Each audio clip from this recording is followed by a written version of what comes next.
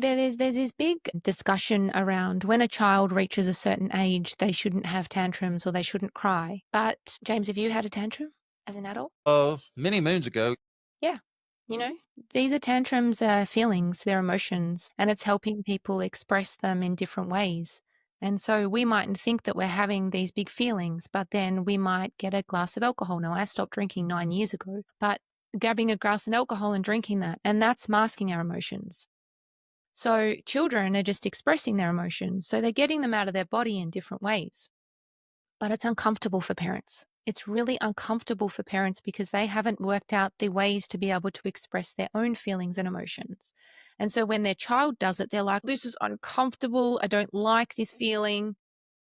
But they're just expressing who they are or what they've got going on. So if we can teach kids to express it in a healthy way rather than, I'll give you an example. When a child might be rushed out the door, they're not ready to disconnect from you. They feel like that they're being pushed out of the door to go to school. They get to school, their mum or dad accidentally yells at them because they're running late for work and, it's obviously the child's fault. And so they go into school, they're already not feeling good. They sit down and then they haven't done their homework because it was too hard for them. And then the teacher shames them. Then they go to recess and one of their friends says, I don't want to be friends with you anymore. And then they're like, oh my God, this is big. And then they get to lunchtime and they forget their lunch. Then again in the afternoon, they go to the wrong classroom and they get shamed by their teacher. You pick him up in the afternoon and you say, hey, how's your day? And they just say, hey, can we go get some ice cream? And you say no. And then they're like, it wasn't about the ice cream. It was just, that is a way that they have learned to comfort themselves. And we're saying no.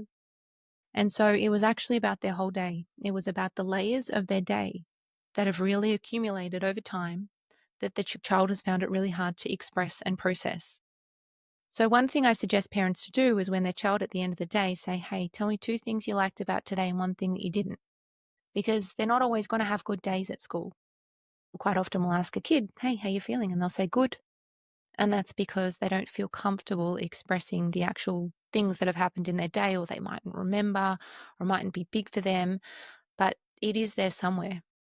So the more that we can teach children about feelings and the more that we can invite those conversations into our life and into our family, it's really important to be able to relate. And that starts with the parent. Tell the children that you've had a bad day. So I have to go back to the question. It says, what does emotional resilience look like in real life for a toddler, a teen, or an adult?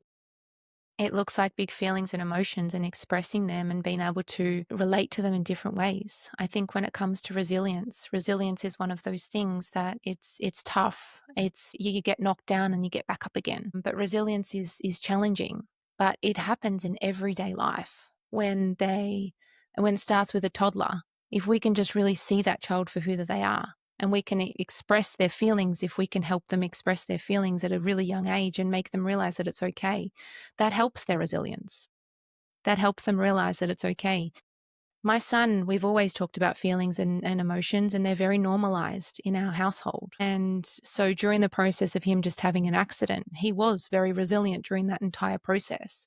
Because if he needed to cry, I let him cry. If he needed to express how he was feeling, I let him express how he was feeling. And so I think resilience is made in the day-to-day work. The resilience isn't necessarily made by teaching a child that they need to push through and get over it and eat concrete and harden up. It's actually in the everyday lessons where a child can learn, hey, it's okay.